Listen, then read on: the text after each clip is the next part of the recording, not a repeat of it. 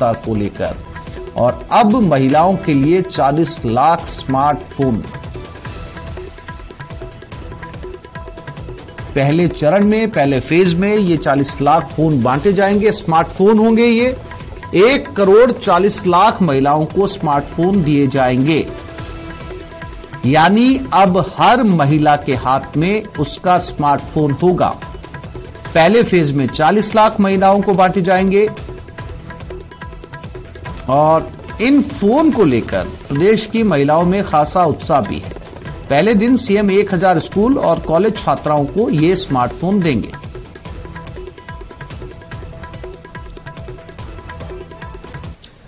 Nurses का ध्यान आकर्षण प्रदर्शन। एसएमएस हॉस्पिटल में नर्सेज ने प्रदर्शन किया। 11 सूत्रीय मांगों को लेकर नर्सेज का ये प्रदर्शन है। नर्सेज ने आंदोलन की चेतावनी दी है। आंदोलन की राह पर है अब नर्सेज।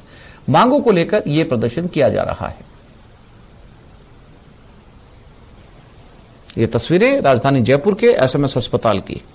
राजस्थान संविदा नर्सेज एसोसिएशन की तरफ से एक बार फिर प्रदेश भर में आंदोलन को तेज किया जा रहा है और मांग की जा रही है कि उन्हें स्थायी किया जाए या फिर संविदा कैडर में उनको लेकर के उनका जो वेतनमान है उसे बढ़ाया जाए। न्यूनतम वेतनमान जो है वो 37,800 रुपए करने की जो मांग है वो अब इन्होंने अपनी तेज कर दी है। और यहाँ पर जयपुर में सड़कों पर उतर करके जो प्रदर्शन है वो यहाँ पर किया जा रहा है। और क्या कुछ मांगे हैं, इनसे बात करने की कोशिश है नर्सेज। चंद्रका जी, आप बताएं किस तरह से जो आप लोग की मांग है और अभी तक उस पर क्या कुछ निर्णय हुआ है? राजस्थान की नर्सेज की जो मांगे हैं वो विगत 4.5 वर्षों से लंबित हैं। इसमें वित्तीय और गैर वित्तीय दोनों प्रकार की मांगे हैं। एमएचबीएफ मेडिकल हेल्थ वॉलंटरी पोस्ट तक 93 आज तक नहीं किया गया और मुख्यमंत्री जी ने बार बार बोला कि मैं इसको लागू करूंगा, लेकिन आज तक लागू नहीं है। हमारा अगला पड़ाव मैं राजस्थान मुख्यमंत्री महोदय से निवेदन करना चाहता हूँ कि प्रक्रिया दिन चिकित्सा विभाग की जो भर्तियां हैं वो अभी कोर्ट केस की वजह से लंबित चल रही है। मैं गहलोत सरकार से कहना चाहूंगी जो कि नर्सिंग स्टूडेंट है उनका स्टाइपेंड में वृद्धि की जानी चाहिए। सबका फायदा दे दिया जो संविदा काल से परमानेंट हुए साथी। कुछ लोग और भी हैं यहाँ पर, उनसे बात करने की कोशिश है कि किस तरह से जो है कम वेतन पर यहाँ पर काम कर रहे हैं और उसके बाद में भी जो उनको वेतनमान है वो यहाँ पर बहुत कम मिल रहा है। और इस लिहाज से कहा जा सकता है कि जीवन यापन करने में उन्हें जो है मुश्किलात का सामना करना पड़ रहा है। कह रहे हैं कि जो समान वेतन है वो यहाँ पर उन्हें मिलना चाहिए और आचार संहिता से पहले जो नर्सिंग ऑफिसर की जो भर्ती है वो पूरी करनी चाहिए। कई नर्सिंग स्टूडेंट जो है वो भी इनके समर्थन में यहाँ पर उतरे हुए हैं और कम वेतन की जो मांग है उसे बढ़ाने को लेकर के जो मुख्यमंत्री तक जो ज्ञापन है वो यहाँ पर आज दिया जा रहा है और आंदोलन को पूरे प्रदेश भर में अब तेज करने की इन्होंने चेतावनी दी है। कैमरा पर्सन अविनाश के साथ महेश दाधिच, न्यूज 18 जयपुर। और ये खबर बीकानेर के खाजूवाला से। खाजूवाला में बंद का चौथा दिन है। अनूपगढ़ जिले में खाजूवाला और छतरगढ़ को जोड़ने का विरोध किया जा रहा है। खाजूवाला को जिला बनाने या बीकानेर जिले में रखने की मांग है। खाजूवाला में चौथे दिन भी पूरा बाजार बंद है। भारी संख्या में लोग चक्का जाम करेंगे। आज युवा एक साथ सीएम को लिखेंगे पोस्ट कार्ड। कृषि मंडी में भी आज चौथे दिन अनाज की खरीद नहीं होगी।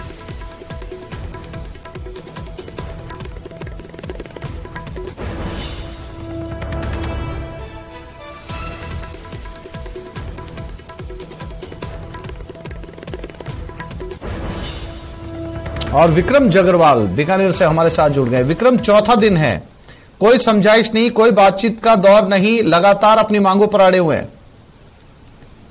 बिल्कुल, आज चौथा दिन है और लगातार जो है वो आंदोलन जो है गति पकड़ते जा रहा है, लेकिन जो सरकार की तरफ से या अधिकारियों की तरफ से कोई समझाइश के प्रयास अभी तक नहीं किए गए हैं।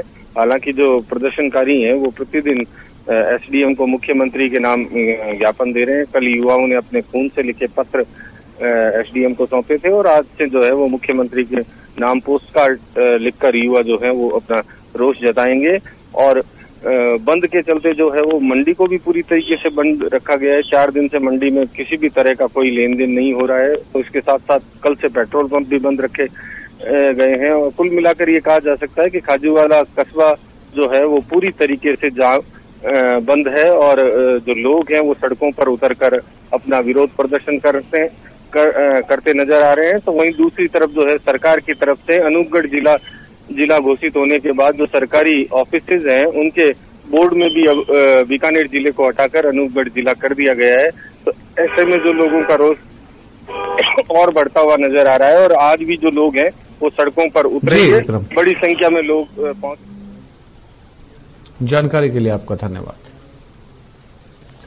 पहले राम रूठा था, उसके बाद राज भी रूठ गया। अब उम्र के आखिरी पड़ाव में खुद को जिंदा साबित करने की जंग लड़ रहा है राजसमंद जिले के नाथद्वारा का निवासी हीरालाल छापरवाल। अपनी आंखों से बहते आंसुओं से सरकार के पसीजने का इंतजार कर रहे हैं। नाथद्वारा के नई हवेली स्कूल के सामने जर्जर मकान में रहने वाला 81 साल का हीरालाल जो कह रहा है कि मैं मरा नहीं हूं, जिंदा हूं, लेकिन उसकी गुहार सरकार और सरकार के नुमाइंदों के कानों तक नहीं पहुंच पा रही। केंद्र और राज्य सरकार की कल्याणकारी योजनाओं का लाभ उसे नहीं मिल पा रहा। पिछले साल दिसंबर से ही सरकारी कागजों में हीरालाल मर चुका है। वृद्धावस्था पेंशन बंद हो गई है और हीरालाल अब ये साबित करने में लगा हुआ है कि वो सिर्फ कागजों में मरा है, हकीकत में जिंदा है। मैं अंधा आदमी हूँ। कितने साल से पेंशन बंद है आपकी? 4 साल से जम्मू से पिछोतर में अलग अलग मारे साथ 3 जना 12 दिन केस फाइनल के बाद में केस जीती नहीं, बाहर नहीं निकले। पेंशन मिलती माने वसुंधरा के शासन में। भरण पोषण भी मैं करता हूँ और अब हमको दिक्कत पड़ रही है। हमारे छत से भी पानी टपकता है और हमारे कनेक्शन भी कटा हुआ है। बहुत परेशानी में गुजर रहे हैं और हम 3-4 जने ये अपंग भी हैं और ये दोनों पेंशन है इनकी बंद हो चुकी है। इनको मृत घोषित भी कर दिया क्या और दिसंबर में, लेकिन ये जीवित है आदमी। और ये खबर कोटा से, कोचिंग छात्र मनजोत की मौत का मामला। पिछले दिनों यूपी के कोचिंग छात्र की यहां पर मौत हो गई थी। परिजनों ने थाने का घेराव कर दिया, हंगामा किया। हॉस्टल के बाहर इकट्ठा हुए बड़ी संख्या में लोग। हॉस्टल परिसर के बाहर पुलिस जाब्ता भी तैनात किया गया। मर्डर कर शव को लटकाने का परिजनों ने आरोप लगाया है। पिछले दिनों हॉस्टल के कमरे में छात्र का लटका हुआ शव मिला था।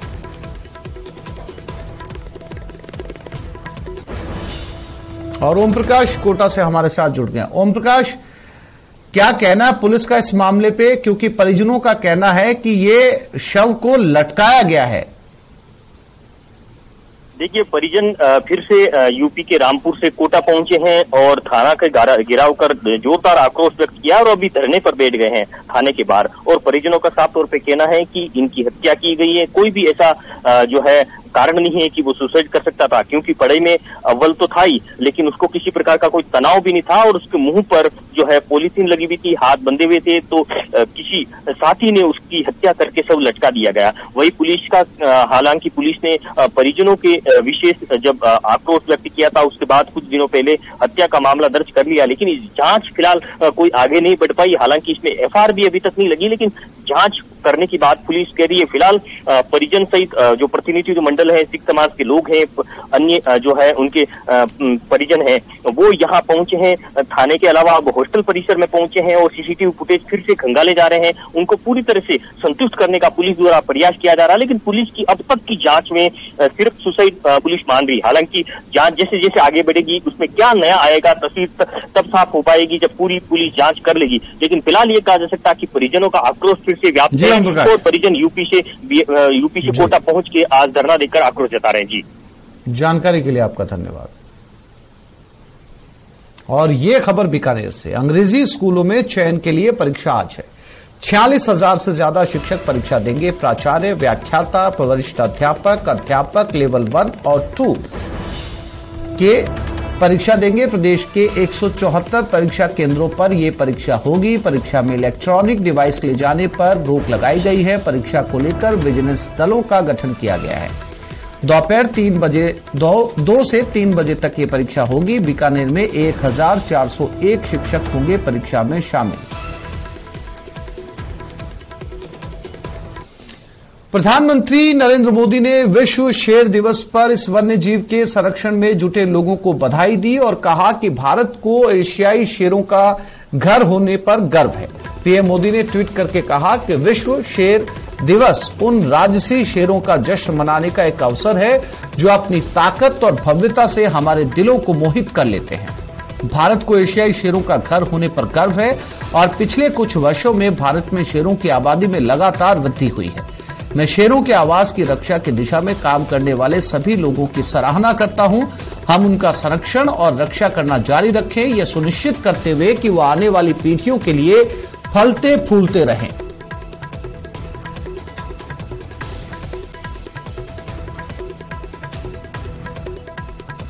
तो प्रधानमंत्री नरेंद्र मोदी ने ये ट्वीट किया है विश्व वर्ल्ड लॉयन डे के।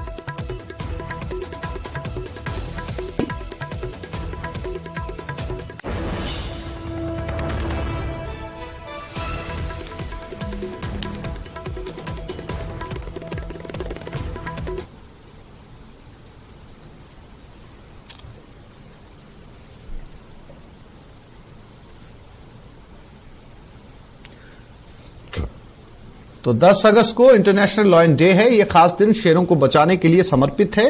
बात इसलिए क्योंकि देश में इस समय सबसे ज्यादा खतरा एशियाटिक नस्ल के शेरों पर है। ये नस्ल सिर्फ भारत के गुजरात में बची है, जिसे राजस्थान में बचाने की कवायद की जा रही है। देखिए रिपोर्ट।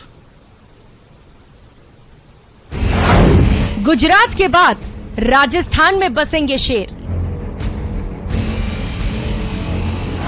शेरों के संरक्षण की कवायद पकड़ी जोर। रेगिस्तानी धोरों में दहाड़ेंगे एशियाई शेर। मुफीद मानी जाती है राजस्थान की आबोहवा। नाहरगढ़ लायन सफारी बन सकता है मील का पत्थर।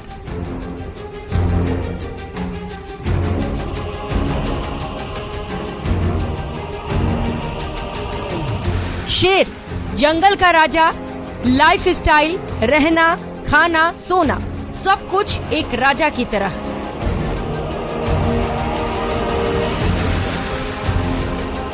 फिर कुछ ऐसे गुण भी हैं जो शेर को राजा मानने के लिए मजबूर करते हैं। शेर हर दिन 20 घंटे सोता है। अब सोचिए 24 घंटे के दिन में 20 घंटे भला कौन सो सकता है? ये काम तो कोई राजा ही कर सकता है ना? शेर जहाँ भी रहता है वहाँ नियम कानून पुख्ता रखता है। मतलब शेर के समूह में सबकी अपनी अपनी जिम्मेदारियाँ बिल्कुल तय होती हैं। एक बात और, शेर की एक दहाड़ इतनी तेज होती है कि 5 मील दूर तक बैठे जानवर तक डर जाते हैं। लेकिन अफसोस, शेर की दहाड़ अब दम तोड़ती नजर आ रही है।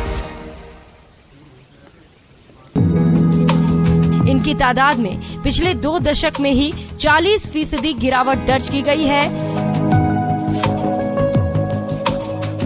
एक ओर अफ्रीकी शेर लगातार घट रहे हैं, तो दूसरी ओर एशियाटिक शेर भारत में सिर्फ गुजरात में सिमट कर रह गए हैं। लेकिन सुखद बात यह है कि राजस्थान में एशियाई नस्ल के शेरों को बचाने के लिए पुरजोर कोशिशें की जा रही हैं। राजस्थान का शेरों से पुराना नाता। राजस्थान में शेरों के संरक्षण की काफी संभावना। पहले बहुतायत में पाए जाते थे राजस्थान में शेर। साल 1872 में माउंट आबू में अंतिम बार एशियाटिक लॉयन देखा गया। अब गुजरात से फिर लाए जा रहे हैं एशियाई नस्ल के शेर।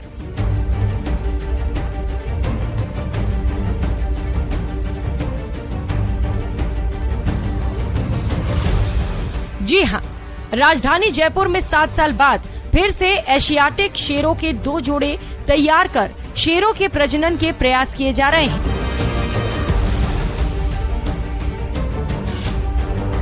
अगर प्रयास कामयाब रहे तो आने वाले वक्त में गुजरात की तरह प्रदेश के जंगलों में इनकी रीवाइल्डिंग भी संभव है। नाहरगढ़ बायोलॉजिकल पार्क के वरिष्ठ पशु चिकित्सक अरविंद माथुर ने बताया कि त्रिपुर की बहन तारा का जोड़ा एशियाटिक लॉयन जीएस के साथ बनाया गया है। अगर इनका प्रजनन सफल रहा तो यहाँ फिर से शेरों के शावकों की अटखेलियां देखने को मिल सकती हैं। नाहरगढ़ बायोलॉजिकल पार्क में एशियाटिक जो लायन है उसके 2 पेयर हैं, जिसमें एक पेयर जीएस और तारा का है और दूसरा पेयर हमारा त्रिपुर और सृष्टि का है। इन दोनों में भी बहुत अच्छी इनकी बॉन्डिंग है और इनको साथ साथ रखा जा रहा है और उम्मीद है कि आने वाले टाइम में भी जो हमारे एशियाटिक लायन में भी वंश वृद्धि हो सकेगी नाहरगढ़ बायोलॉजिकल पार्क में। थोड़ा सा ये है कि एक बार मादा हीट में आ जाए तो वो बहुत अच्छी तैयारी हो सकती है, अदरवाइज उनको कराल में मिलाना चालू करेंगे, धीरे धीरे उनकी दोस्ती बढ़ाएंगे। उसके बाद में जनता के लिए भी उनको दोनों को साथ ही छोड़ेंगे। जैसे रंबा नार को छोड़ा गया है, मैटिंग का है तो वो अपना आप ही इंड्यूस हीट होती है, जब साथ में रहेंगे तो मैटिंग होगी ही होगी, उसमें कोई डाउट नहीं।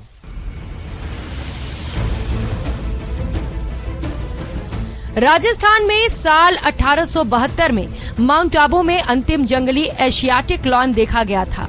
उसके बाद से लॉयन को बचाने के प्रयास नहीं हुए, वो भी तब जब उदयपुर, जालौर समेत कई ऐसे जंगल हैं जहां के भौगोलिक हालात शेरों के लिए बहुत माकूल हैं।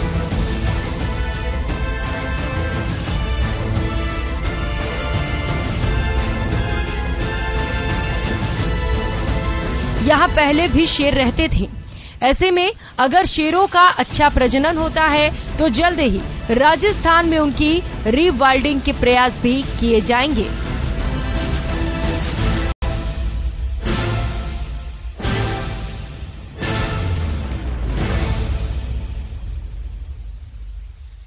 फिलहाल कोशिशें शुरू हो गई है, 1 सप्ताह हो गया है। दोनों की केमिस्ट्री अभी बहुत ज्यादा अच्छी नहीं है, एक दूसरे को समझने में काफी समय लग रहा है, लेकिन कोशिश जो है यहाँ पर डिपार्टमेंट की पूरी वो ये रहेगी कि जैसे तैसे इन्हें साथ रखा जाए। एक जोड़ा यहाँ पर इनका बनाया गया है, दूसरा जोड़ा जीएस और एक दूसरी शेरनी है जो इनके साथ में मौजूद थी, तारा, उसके साथ में बनाया गया है। इन दोनों जोड़ों में अगर सफल प्रजनन होता है तो शेरों की नई नस्ल है इस कुनबे में देखने को मिलेगी। कैमरा पर्सन यासीन के साथ में अरबाज अहमद, न्यूज़ 18 के लिए जयपुर से। तो इस बुलेटिन में फिलहाल इतना ही। नमस्कार।